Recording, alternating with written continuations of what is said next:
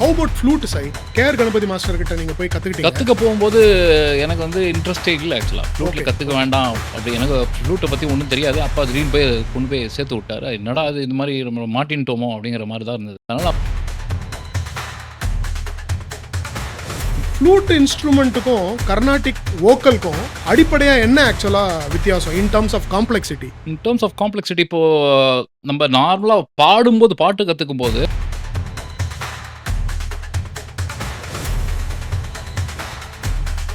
ஃப்ளூட்ல ஒருத்தருக்கு பாட சரியா வரலன்னா கூட ஃப்ளூட்ல அவரால் அதை மேனேஜ் பண்ண முடியும் இல்லையா? அவர் எப்படியும் இல்லை, இங்கே தான் நான் வந்து வேரி பண்ணுறேன். ஏன்னா ஃப்ளூட்டில் பொறுத்த வரைக்கும் நிறைய பேர் என்ன நினச்சிட்டு இருக்காங்கன்னா, அது ரொம்ப சின்ன instrument, small instrument carry, so எங்கே வேணால் எடுத்துன்னு போகிறோம்.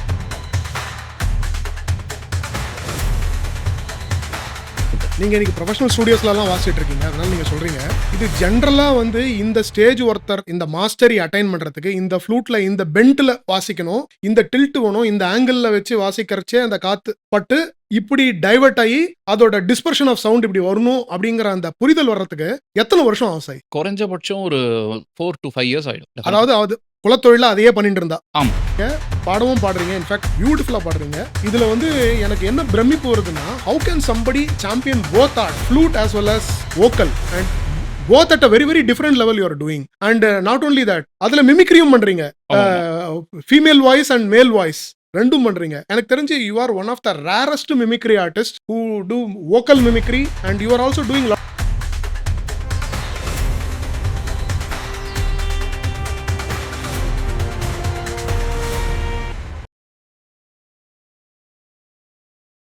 நிலத்தினிலும் நிழல் விழ ஏங்குவேன், நிழல் விழுந்தால் மணலையும் அடியினில் தாங்க. Welcome to Santhana talks. இன்னைக்கு நம்மளுடைய சந்தானா டாக்ஸ்க்கு கெஸ்டா வந்திருக்கிறவரு ஒரு மிகப்பெரிய மல்டி டேலண்ட். என்னோட லைஃப்ல நான் பார்த்து அதிகமா ஆச்சரியப்பட்டு அவரோட பயணிச்சு அவரை அணுவா ரசிச்சு அவரோட டேலண்ட்ல அவரோட இத்தனை நாள் பயணம் பண்ண ஒரு நண்பர்னு சொல்லலாம். இவர் ஒரு ஃப்ளூட்டிஸ்ட், ஒரு Carnatic singer, light music singer, labour law consultant, ஒரு MBA, அண்ட் மோர் இம்பார்ட்டன்ட்லி ஒரு மிகப்பெரிய டீச்சர். இன்னைக்கு மிமிக்ரியில மியூசிக்கல் மிமிக்ரி பண்ணக்கூடிய திறமை படைத்த ஒரு மாபெரும் கலைஞர் யாருன்னா என்னுடைய நண்பர் mimicry artist Sai Narasimhan. Welcome Sai to Santhana tax.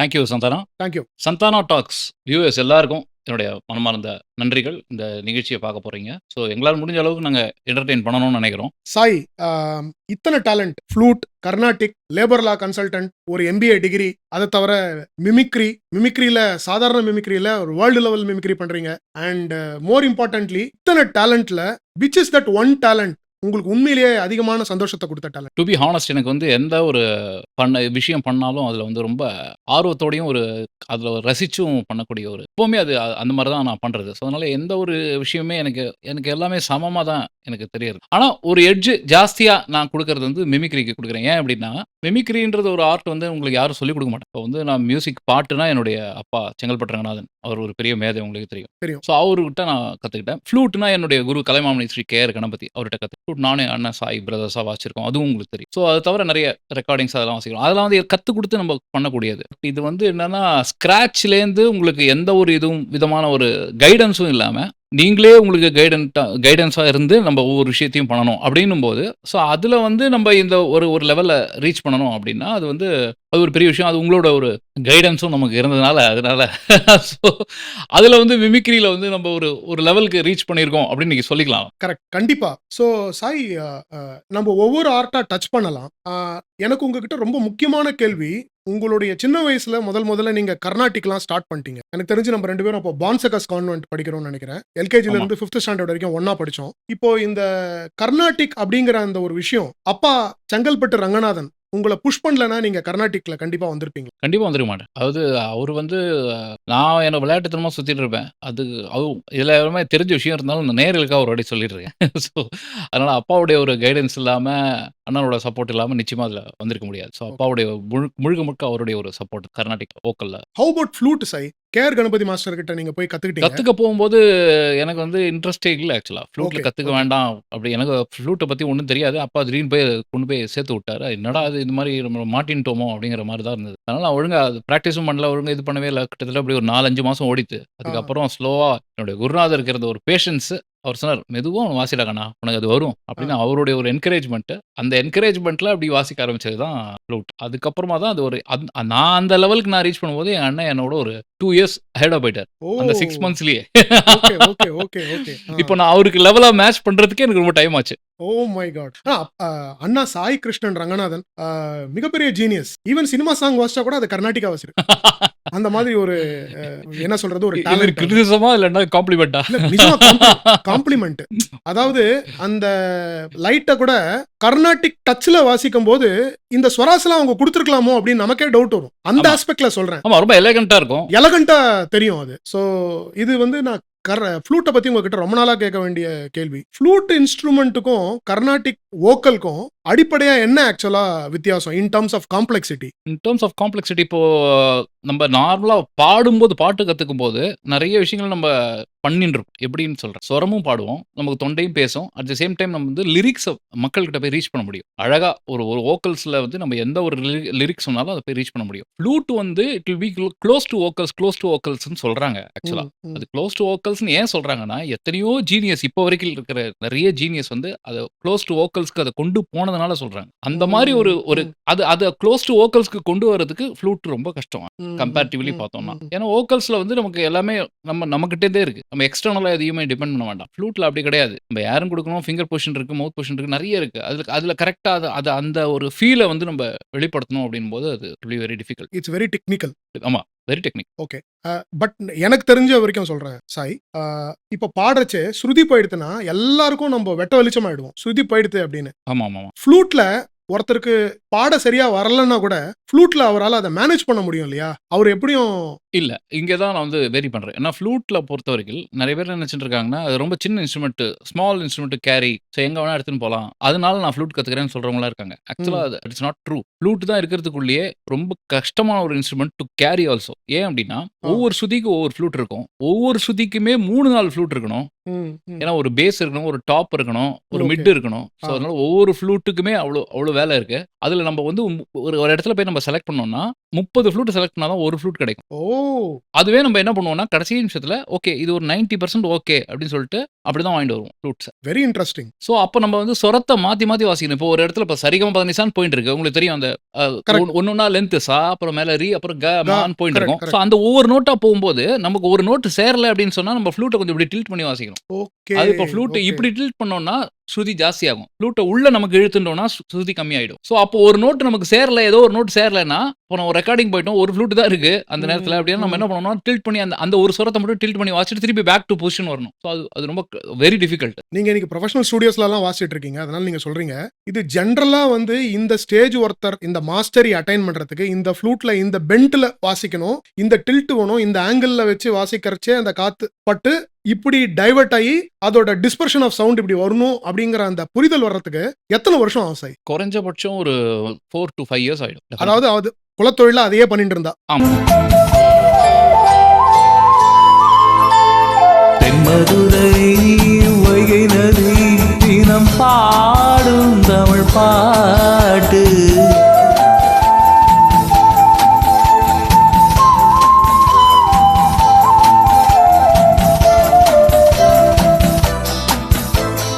தேகின்றது பொன்மாலை நிலா, தேயாதது நம் ஆசை நிலா. இது வானம் ஒரே வாழும் பாசம். தென்மதுரை வைகை நதி தினம் பாடும் தமிழ் பாட்டு. தென்மதுரை வைகை நதி.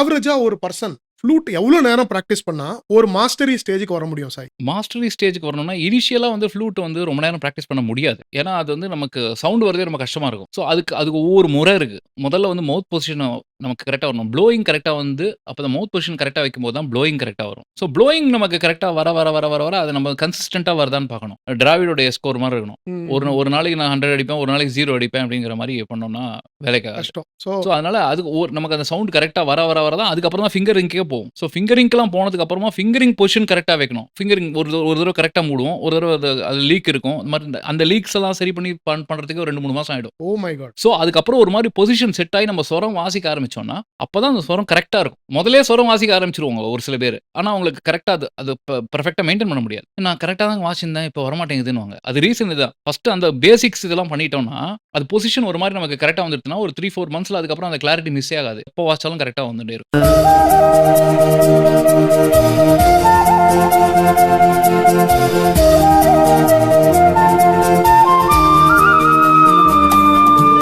என்ன சத்தம் இந்த நேரம் உயிரின் ஒலியா?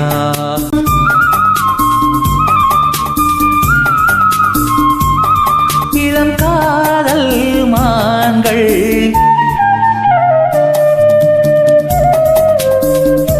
ஃப்ளூட் அண்டர்ஸ்டாண்டிங், அந்த இன்ஸ்ட்ருமெண்டோட அண்டர்ஸ்டாண்டிங் ஒரு ஸ்டூடெண்ட்டுக்கு அட் வாட் ஸ்டேஜ் வந்துச்சு அப்படிங்கறத நீங்க அக்செப்ட் பண்ணுவீங்க? ஒரு வர்ணம் ஸ்டேஜ்க்கு வந்துட்டாருன்னா, ஒரு வர்ணம் கத்துக்கிற லெவலுக்கு வந்துட்டாருனாக்கா, அப்போ வந்து அவருக்கு அது ஃப்ளூட்ட பத்தின ஒரு புரிதல் வந்துரும். அதுக்கப்புறமா அவரு அதுக்கு இன்னும் கொஞ்சம் போக போக கீர்த்தனை கத்துக்கிட்டு, அதுக்கு கல்பனாஸ்வரம் வாசிச்சு, அதுக்கு நிரவல் பண்ணி, ஒரு கச்சேரி லெவலுக்கு வரும்போது, அவருக்கு ஃப்ளூட் அப்பதான் நல்லா புரிய ஆரம்பிக்கும். அந்த ப்ளோயிங் இப்படி இருக்கும்.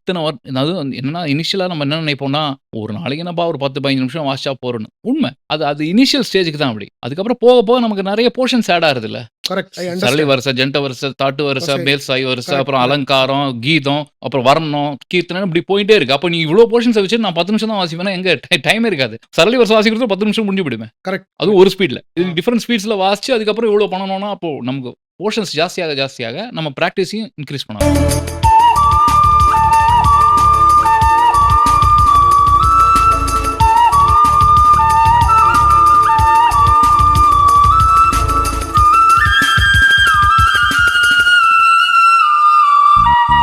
ரோஜா ரோஜா ரோஜா ரோஜா ரோஜா ரோஜா ரோஜா ரோஜா. நெக்ஸ்ட் கொஸ்டின் சாய், இந்த ஃப்ளூட்ல ஒரு பர்சன் ஒரு மாஸ்டரி ஸ்டேஜ் வர்றதுக்கு என்ன பண்ணணுங்கிறத நீங்க சொன்னீங்க.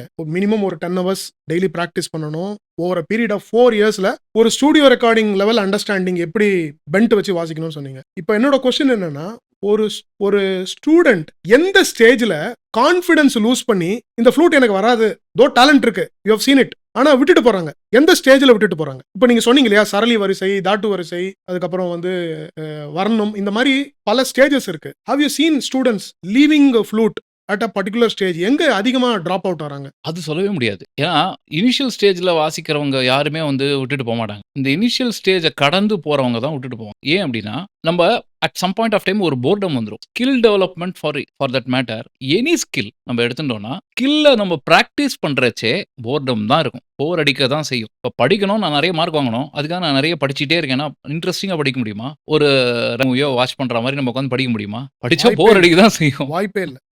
Correct. பயங்கரமா போர் அடிக்கும். ஸோ ஆனா படிச்சா தான் மார்க் கிடைக்கும். நல்லா படிச்சு அத நம்ம மனப்பாடம் பண்ணிக்கிட்டு, அத உள்ளுக்குள்ள ஏத்திண்டா தான் மார்க் கிடைக்கும். ஸோ அதுக்காக நம்ம அதுக்கு உழைச்சு தான் ஆகணும். உழைச்சு மார்க் வரும்போது சந்தோஷப்படுவோம். நல்லா மார்க் வந்துப்பா, நான் எப்படி படிச்சேன் தெரியுமா? அப்படின்னுவோம். பட் அந்த படிக்கும்போது அந்த போர்டம் ஆச்சு. அந்த போர்டம் நம்மளால அக்செப்ட் பண்ண முடியாது. அதே தான். இப்ப நம்ம ஒரு கிரிக்கெட் ஆடும்போது நெட்ஸ்ல ஏன் அவ்வளவு நேரம் பிராக்டிஸ் பண்றாங்க? நெட்ஸ்ல பிராக்டிஸ் பண்ணும்போது இன்ட்ரஸ்டிங்கா இருக்குமா உங்களுக்கு? இருக்காது. போர் அடிக்க தான் செய்யும். சும்மா எப்ப பார்த்தாலும் போலிங் போட்டுட்டே இருக்கணும் ஒருத்தனுக்கு. அதுவும் அந்த நெட்டுக்குள்ள போலிங் போடணும். போர் அடிக்கும். அதே ஒரு மேட்ச்ல போலிங் போனோம்னா இன்ட்ரஸ்டிங்கா இருக்கும். ஆனா அவனுக்கு ஓவர் கிடைக்கிறதே பெரிய விஷயம். ஒரு 3 ஓவர் தான் கிடைக்கும், 4 ஓவர் தான் கிடைக்கும் லோக்கல் மேட்ச்னா. கரெக்ட். பட் இதே நெட்ஸ்லனா அவன் போட்டுட்டே இருக்கலாம். ஒரு 2 hours 3 hours அவனுக்கு அவ்வளோ பிராக்டிஸ் ஆகும். ஆனா அது போர்டமா இருக்கும். கரெக்ட். ஏன்னா அவங்களுக்கு வந்து அது ஒரு என்டர்டெயின்மெண்ட் கிடையாது. Skill developing or practicing is not entertainment. This applies to everybody including you. This applies to everyone. நம்ம பிராக்டிஸ் டைம் உங்களுக்கு ஞாபகம் இருக்கும்னு நினைக்கிறேன். Mimicry. மிமிக்ரி பிராக்டிஸ் பண்ணும்போது ஒரு வாய்ஸ் எடுத்தோம்னா அந்த வாய்ஸ்ல நம்ம என்னென்ன பண்ணிருக்கோம்? ஒரு ஹிந்து பேப்பரை வச்சு நியூஸ்லாம் படிச்சிருக்கோம். ஞாபகம் இருக்கா? 100%. எந்த ஆக்டராவது ஹிந்து பேப்பரை வச்சு நியூஸ் படிச்சுட்டு இருக்காங்களா? கிடையாது. சவுண்டுக்காக பக்கெட் எல்லாம் வச்சு படிச்சு. பாக்கெட்லாம் வச்சு பண்ணிருக்கோம். ஸோ அப்போ அது என்னது அது? அப்போ போர்டம் தான் அடிக்கும். அப்போ நம்ம என்டர்டெயின் பண்ண முடியுமா? நம்ம கைத்தட்ட ஆள் இருப்பாங்களா? கிடையாது. அது நம்ம எத்தனை தடவை பண்ணி பார்த்து அதுக்கப்புறம் ஸ்டேஜ்ல போய் அது பண்ணி அது கைத்தட்டல் வாங்கும்போது தான் ஐயோ நம்ம அவ்வளோ எஃபோர்ட் போட்டோம், அதுக்கு வந்து ரிசல்ட் ஆகுது அப்படின்னு. பட் நம்ம அங்க ஸ்டேஜ்ல நம்ம போடுற எஃபோர்ட் வந்து வெறும் 1 or 2 minutes. அதுக்கு உட்காந்து ஸ்டாண்டிங் ஓவேஷன் பண்ணிட்டு இருப்பாங்க. பட் அதுக்கு பிராக்டிஸ்க்கு நம்ம ஹவர்ஸ் டுகெதர் பிராக்டிஸ் பண்ணிருப்போம். அதுக்கு யாரும் ஸ்டாண்டிங் ஓவேஷன் பண்ண பண்ண மாட்டாங்க. மாட்டாங்க. Correct. Because that is not entertainment. இத கடந்து வர்றவன் தான் கலைஞன். இதை கடந்து வந்தாதான் கலைஞர். Sai, I wanted to take a parallel Sai about flute and violin. Sai, நம்ம எல்லாருக்குமே தெரியும், உங்களுக்கு தெரியும், வயலினுடைய ஸ்ருதி எங்க எது இடத்துல இருக்கு அப்படிங்கறத over a period of time எக்ஸ்பீரியன்ஸ்ல தான் கண்டுபிடிக்க முடியும். அது எல்லாருக்குமே தெரியும். ஆமா. அதோட கம்பேர் பண்ணும்போது to you think flute is complex? அதாவது வயலின் இன்ஸ்ட்ருமெண்ட் வந்து அது ஸ்ட்ரிங் இன்ஸ்ட்ருமெண்ட்ஸ்க்கு எல்லாத்துக்குமே வந்து என்னன்னா, காமனா அதுக்கு அத ஸ்ருதி அட்ஜஸ்ட் பண்றதுக்குன்னு ஒரு இது இருக்கு. அந்த ஒரு அத லைட்டா அப்படி திருப்பி அட்ஜஸ்ட் பண்ணுவாங்க. அது பண்ணி அத வாசிக்கும்போது, அதுக்கப்புறமா நம்ம அத போ போடும்போது, அந்த ஸ்ருதி அப்படியே இருக்கும். ஆனா, சாய் ஸ்டூடண்ட்டுக்கு. அதுக்கு எப்படி நம்ம போ போடணும் அப்படிங்கிறது தான் அங்க வயலினுடைய டெக்னிக். பட் ஆனா அதுல அட்ஜஸ்ட் பண்ண வேண்டியிருக்கும், ஃப்ளூட்ல அட்ஜஸ்ட் பண்ண வேண்டியிருக்காது. ஒருவேளை அது அந்த ஸ்ட்ரிங்கோட இது ஆயிடுத்துனா, டென்ஷன் கம்மி ஆயிடுத்துனா, டென்ஷன் கம்மியாச்சுன்னா அட்ஜஸ்ட் அட்ஜஸ்ட் பண்ணா பண்ணணும். தான் கரெக்ட் சா வரும். ஆமா. சோ அப்பதான் இந்த correct ஆ வரும். காம்ப்ளெக்சிட்டி இருக்கு ஸ்ட்ரிங் இன்ஸ்ட்ருமெண்ட்ஸ். ஆமா. ஸ்ட்ரிங் இன்ஸ்ட்ருமெண்ட்ஸ்ல அந்த காம்ப்ளெக்சிட்டி. ஆனா ஃப்ளூட்ல இது இல்ல. ஃப்ளூட்ல அது என்ன- கிடையாது. ஃப்ளூட்ல அது என்னன்னா, மவுத் பொசிஷன் வைக்கிறதே கஷ்டம். நம்ம இனிஷியலா இங்க வச்சாலும் சவுண்ட் வரும், இப்படி வச்சாலும் சவுண்ட் வரும், எப்படி வச்சாலும் சவுண்ட் வரும். சோ நம்ம எடுத்து சவுண்ட் வந்தோனே நம்ம வாசிக்க ஆரம்பிச்சிருவோம். ஒவ்வொரு வாட்டி நம்ம ஸ்ருதியை செக் பண்ணிட்டு இருக்க முடியாது. வாசிக்கிறச்சே நம்ம ஒவ்வொரு வாட்டி ஸ்ருதி கரெக்ட்டா இருக்கான்னு செக் பண்ண முடியாது. சோ ஆன் அன் ஆவரேஜ் பார்த்தோம்னாக்கா, நம்ம அக்யூரசி ஆஃப் ஸ்ருதின்னு பார்த்தோம்னா ஒரு 70 to 80% தான் இருக்கும். 100% ஸ்ருதி வந்துருச்சுனாக்கா, நமக்கு அப்பதான் நமக்கு அதுக்கு பூரணமா நம்ம அதோட போய் நம்ம வந்து ஜெல் ஆக முடியும். Beautiful beautiful. சாய், நீங்க ஃப்ளூட்ல ஒரு பெரிய லெவல் ரீச் பண்ணிருக்கீங்க. when you see your proficiency in vocal, ஈக்குவலா அதுலயும் நீங்க மேல வந்திருக்கீங்க. எது உங்களுக்கு வந்து அதிகமான நிறைவை கொடுக்குதுன்னு சொல்ல முடியுமா? தோ நீங்க சொன்னீங்க நான் எதை பண்ணாலும் பூர்ணமா பண்ணுவேன்னு சொல்லிட்டு. ஏன்னா கர்நாடிக் இல்லாம நீங்க லைட்டும் பண்றீங்க. அதாவது ஒரு மூவில வந்து பாடுவீங்களா? நான் பாடுவேன். ஆடுவீங்களா? ஆடுவேன். ஆனா பாடிட்டே ஆட முடியாது அப்படின்னுவாரு. ஆ. So அந்த மாரி இது வந்து பாடுறதும் சரி, ஃப்ளூட்டும் சரி, ஆ. அது 2மே வந்து அட் அ டைம் பண்றதும் எனக்கு பிடிக்கும். ஸோ அட் அ டைம் பண்றதும் பிடிக்கும். அது இன்ஃபேக்ட் பாடுறது பிடிக்குமா, ஃப்ளூட் வாசிக்கிறது பிடிக்குமா அப்படின்னு கேட்டீங்கன்னா 2மே சேர்த்து நான் பண்ணுவேன். அதான் நான் பல காணொளிகள்ல பார்த்திருக்கேன். நீங்க ஃப்ளூட்டும் பண்றீங்க, பாடவும் பாடுறீங்க. இன்ஃபேக்ட் பியூட்டிஃபுல்லா பாடுறீங்க. இதுல வந்து எனக்கு என்ன பிரமிப்பு வருதுன்னா, how can somebody champion both art, flute as well as vocal, and both at a very very different level you are doing. And not only that, அதுல மிமிக்ரியும் பண்றீங்க. Female voice and male voice ரெண்டும் பண்றீங்க. எனக்கு தெரிஞ்சு you are one of the rarest mimicry artist who do vocal mimicry, and you are also doing lot of instruments mimicry கூட நீங்க பண்றீங்க.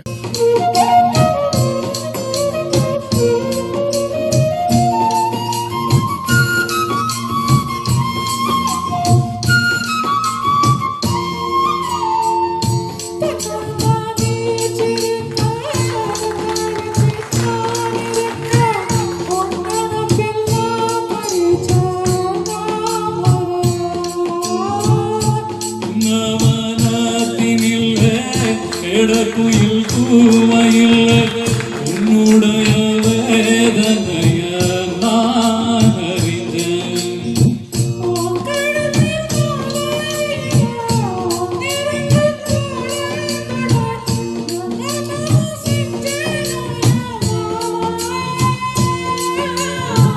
வண்ணக்கிளி கையாதோட சின்ன சின்ன கோலமிட உள்ள மட்டும்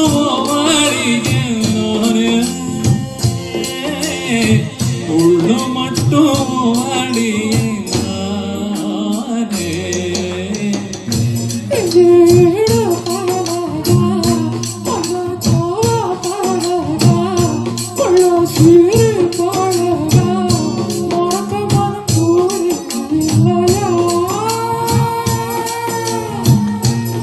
ஈடு பழகி